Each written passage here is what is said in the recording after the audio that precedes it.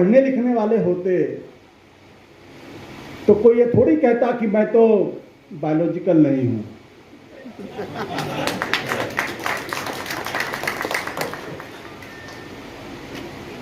मैं तो बायोलॉजिकल हूं।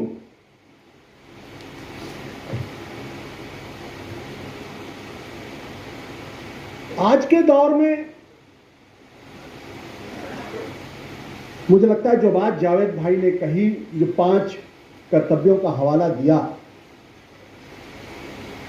वो एक भी चीज उन पर लागू नहीं होती है, एक भी चीज। और आज के दौर में अगर कोई मुझसे पूछे कि आज आप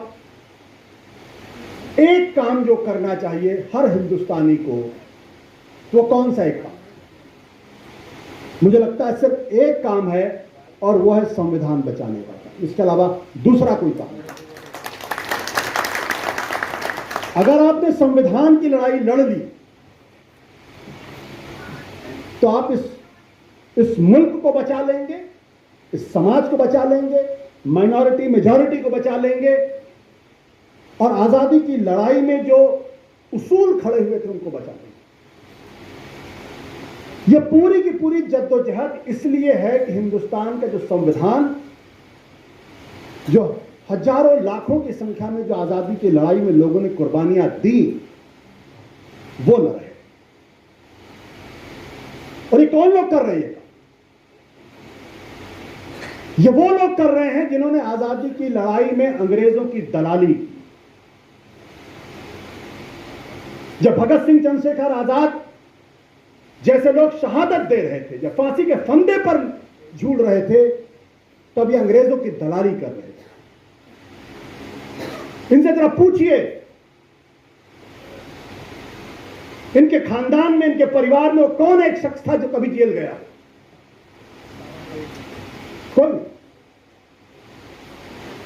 और जब क्विट इंडिया का मूवमेंट चल रहा था, जब सुभाष बोस आजादी की लड़ाई के लिए एक सेना तैयार कर रहे थे, तब अंग्रेजों की सेना में लोगों को शामिल करने की जद्दोजहद कौन कर रहा था? जब क्विट इंडिया का मूवमेंट चल रहा था, तो कौन शख्स था जिसने अंग्रेज गवर्नर को चिट्ठी लिखी थी कि इस आंदोलन को कुचलने की जरूरत है? इसलिए इनके बारे में कंफ्यूजन में मत रहिए। ये संविधान की बात करते हैं।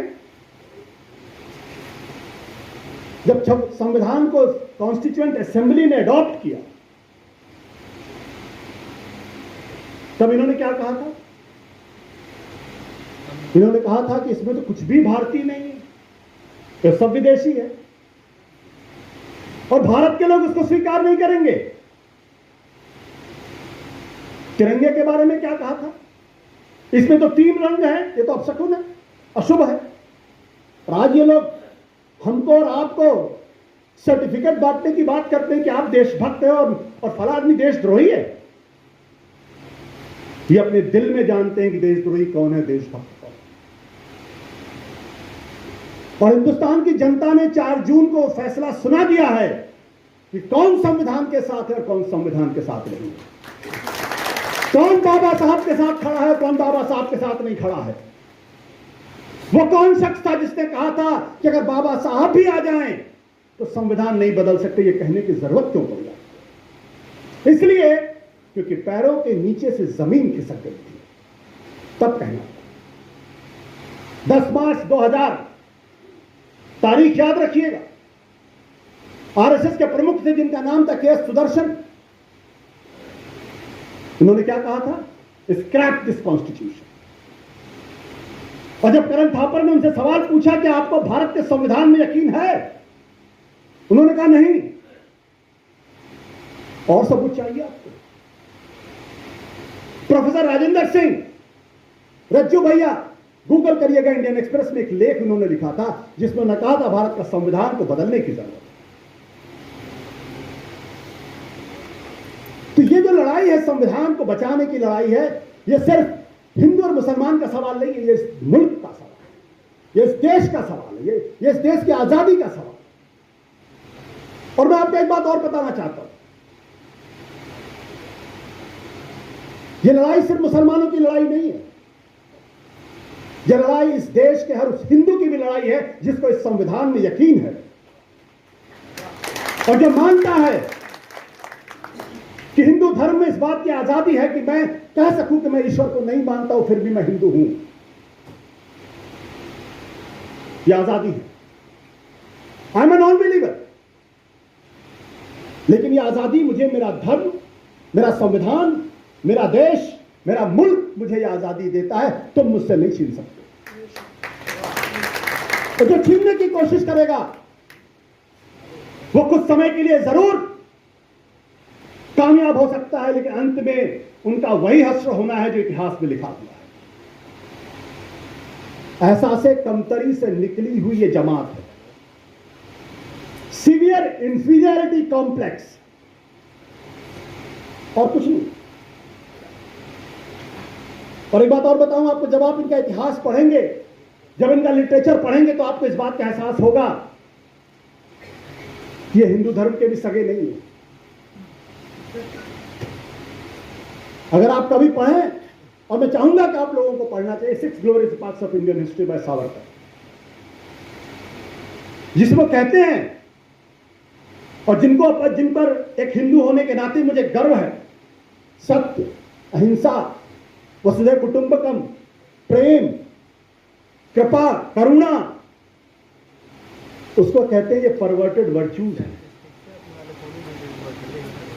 ये परवर्टेड वर्च्यूज हैं क्योंकि इसी की वजह से हिंदुस्तान हिंदू गुलाम रहा। ये उसको बदलना चाहते हैं, तो खतरा बहुत गहरा है ये। और जब ये हिंदू राष्ट्र की बात करते हैं तो बाबा साहब अंबेडकर हिंदू राष्ट्र दोनों एक साथ नहीं चल सकते, और बाबा साहब अंबेडकर और सरदार पटेल भी एक साथ नहीं चल सकते, क्योंकि बाबा साहब अंबेडकर ने कहा था कि हिंदू राष्ट्र का विचार एक बेहद खतरनाक विचार है, इसको हर हाल में रोकना चाहिए। प्रोफेसर रतनलाल जी यहां पे बैठे हुए हैं, अगर मैं गलत कर रहा हूं तो आप मुझे बताइएगा, टोकिएगा मुझे। और बाबा साहब अंबेडकर से प्यार अचानक नहीं उमड़ा है, इस गलतफहमी का शिकार मत रहिएगा। इनका दलितों से कोई लेना देना नहीं, इनका पिछड़ों से कोई लेना देना नहीं है, इनका दलितों से कुछ भी लेना देना नहीं, दूर दूर तक लेना देना नहीं है। अगर आप लोगों को यकीन ना हो तो जब हिंदू कोड बिल लाया जा रहा था, बाबा साहब अंबेडकर उसको लाना चाहते थे, उस वक्त की डिबेट पढ़ लीजिएगा। वो कौन लोग थे जिन्होंने पत्ते जलाए? वो कौन लोग थे जो बाबा साहब अंबेडकर को गालियां दे रहे थे?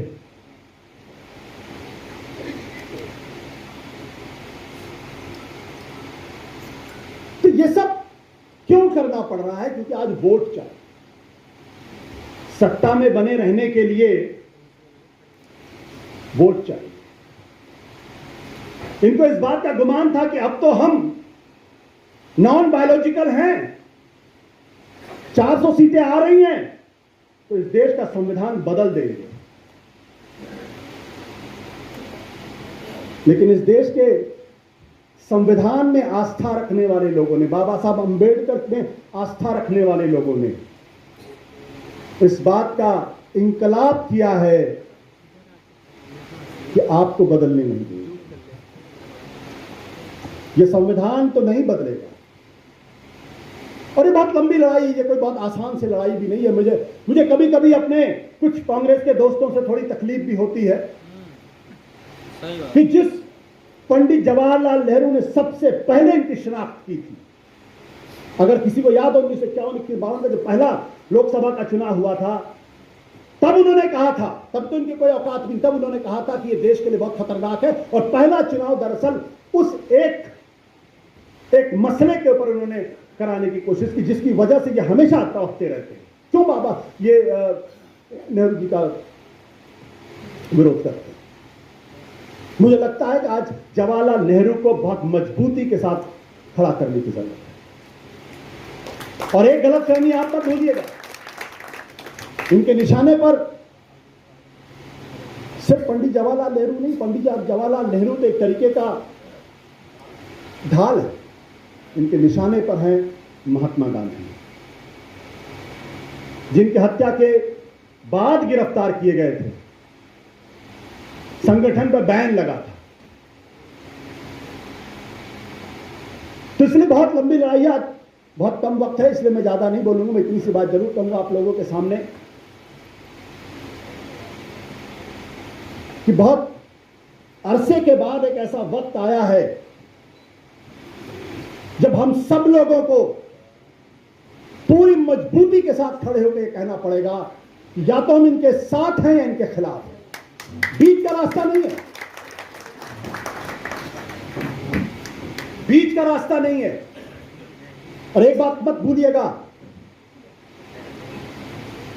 हमारे इस मुल्क के बहुत बड़े बड़े नेताओं ने, बहुत बड़े बड़े इंटेलेक्चुअल्स ने, बहुत बड़े बड़े पत्रकारों ने, बहुत बड़े बड़े इतिहासकारों ने इनको हमेशा अंडर एस्टिमेट किया है। और जब इतिहास में जाएंगे तो हमें ये कहते हुए थोड़ी सी तकलीफ भी होती है, लेकिन ये कहना चाहिए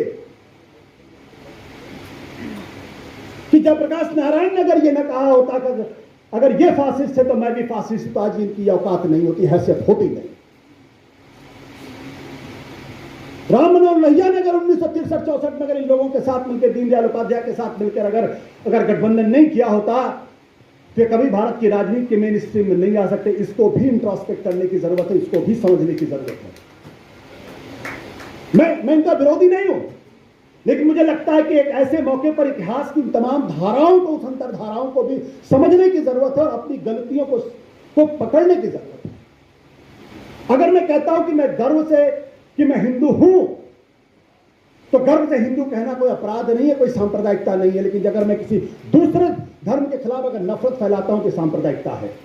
अगर मुसलमान भाई कहता है कि मैं गर्व से मैं मुसलमान हूं, तो ये कोई अपराध नहीं है, कोई सांप्रदायिकता नहीं है। लेकिन अगर आप दूसरों के खिलाफ नफरत फैलाएंगे तो ये अपराध भी है और ये सांप्रदायिकता भी।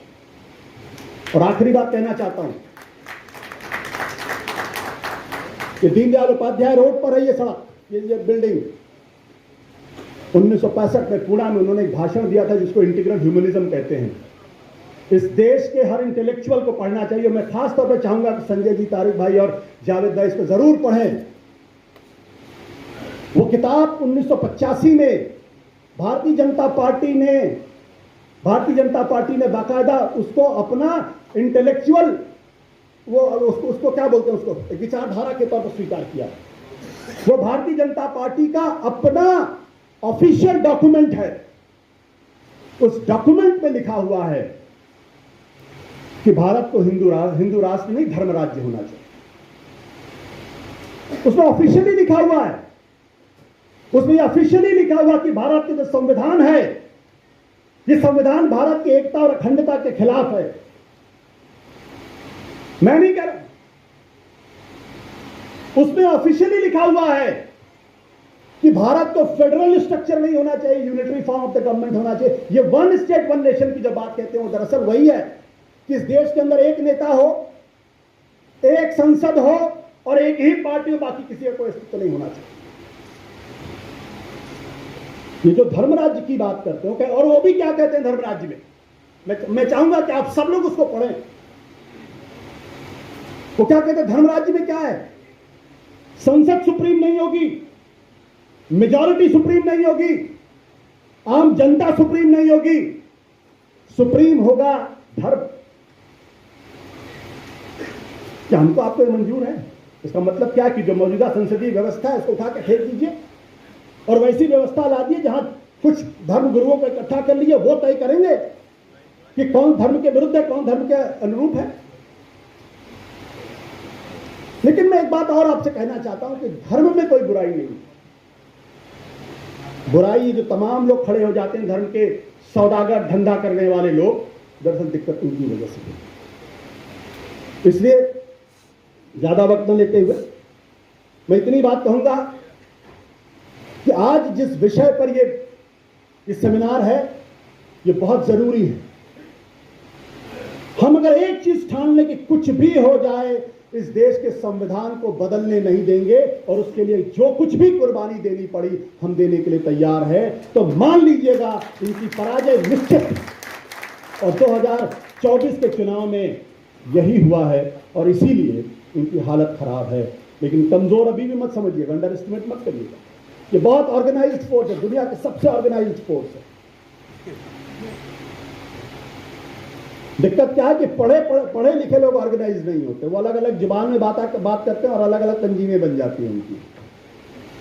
लेकिन 100 साल हो गए आज तक इनके अंदर कोई दूसरी तंजीम नहीं बनी, एक ही तंजीम कर रही। सीखने की जरूरत है इनसे। बहुत बहुत शुक्रिया।